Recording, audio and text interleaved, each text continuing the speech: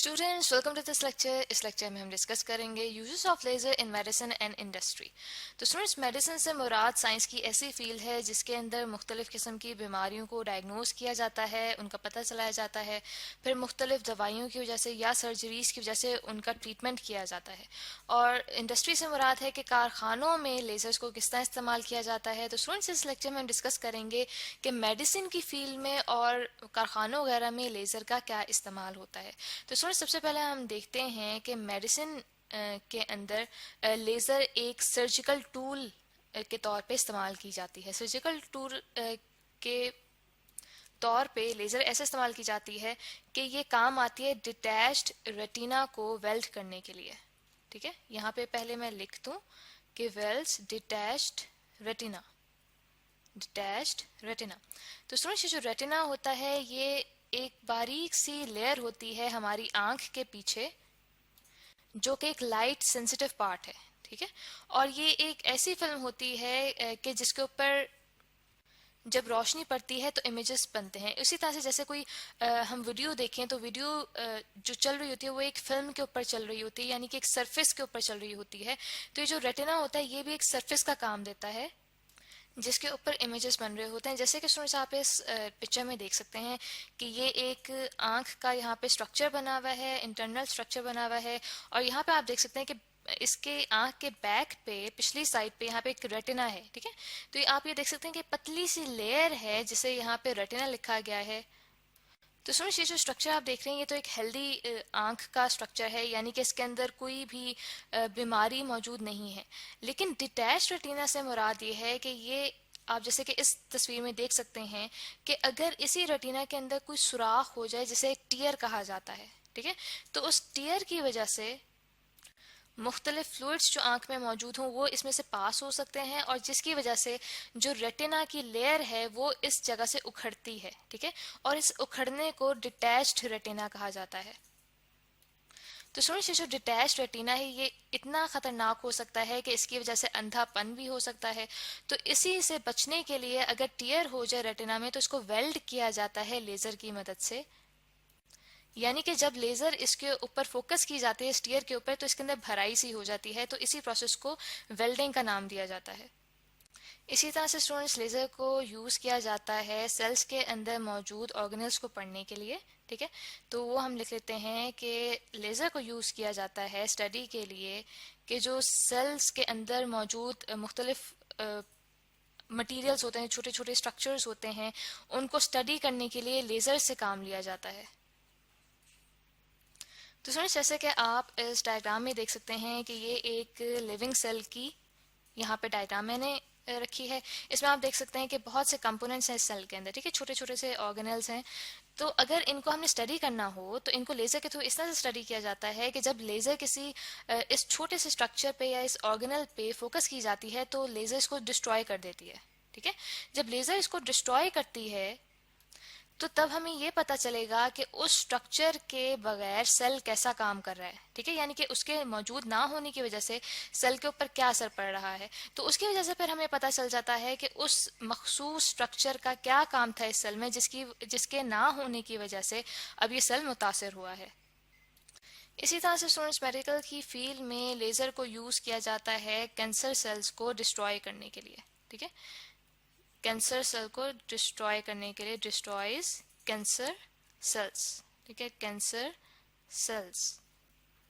तो स्टूडेंट, सबसे पहले मैं आपको यहाँ पे बताती चलूँ कि कैंसर से क्या मुराद है। जैसे कि आप इस डायग्राम में देख सकते हैं कि एक नॉर्मल सेल यहाँ पे ड्रॉ हुआ हुआ है। ठीक है, और नॉर्मल सेल जब ग्रो करता है तो आप यहाँ पे देख सकते हैं कि बहुत ज़्यादा सेल्स इस जगह पे हमारे पास बन चुके हैं। ठीक है, लेकिन अगर इन्हीं सेल्स में से कोई एक सेल डैमेज होता है, यानी कि उसके अंदर म्यूटेशन होती है, कोई चेंज आता है, तो उस सेल के अंदर कंट्रोल नहीं रहता कि वो अपनी जो ग्रोथ है उसको कंट्रोल कर सके, एक हद तक रख सके। तो वही जो सेल डैमेज हुआ है वो इतना ज़्यादा ग्रो कर जाता है कि वो कैंसर की फॉर्म बन जाता है, यानी कि उसकी वजह से ट्यूमर बन जाता है, जैसे कि आप इस डायग्राम में देख सकते हैं। तो स्टूडेंट्स, लेज़र का काम यही होता है कि वो इन सेल्स को डिस्ट्रॉय करती है, यानी कि कैंसर सेल्स जिनकी रैपिड ग्रोथ की वजह से ट्यूमर्स बन जाते हैं, ऐसे सेल्स के ऊपर जब लेज़र को फोकस किया जाए तो उसकी वजह से ये सेल्स डिस्ट्रॉय होते हैं। स्टूडेंट्स, इसके बाद अब हम डिस्कस करेंगे कि लेज़र्स को इंडस्ट्रियल यूज़ में कैसे लाया जाता है।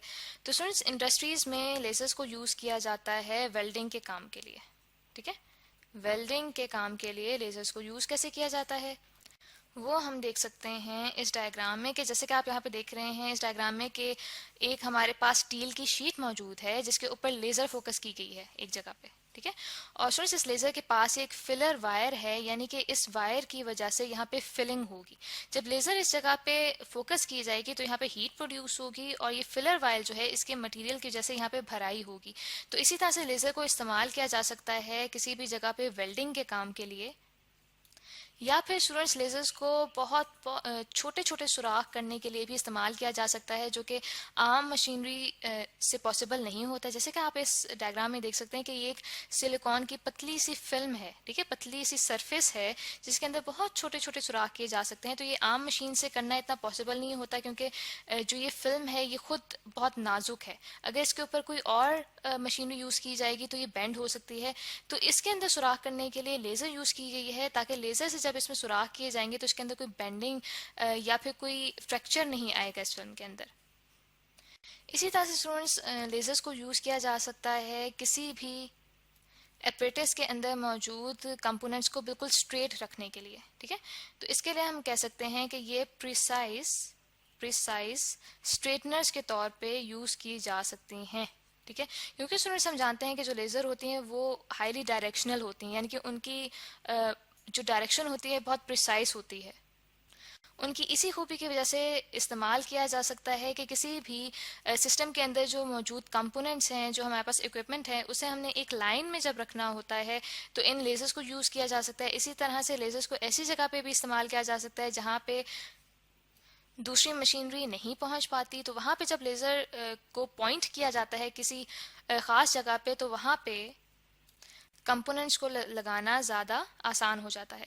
इसी तरह से स्टूडेंट्स, हमारे पास जो 7th यूज़ आता है इन लेज़र्स का, वो आता है कि ये काम आ सकती हैं फ्यूजन रिएक्शंस को स्टार्ट करने के लिए।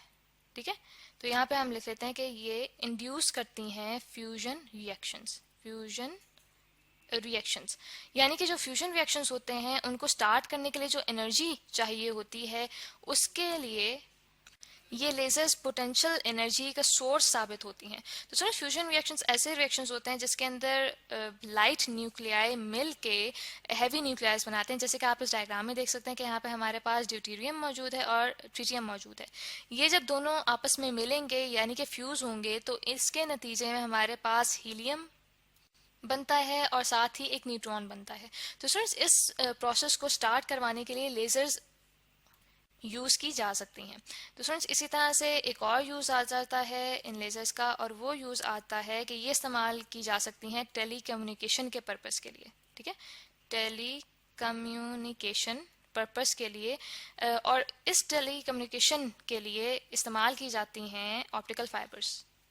ठीक है, ऑप्टिकल फाइबर्स। तो स्टूडेंट्स, आप इस डायग्राम में देख सकते हैं कि ये एक ऑप्टिकल फाइबर की डायग्राम है।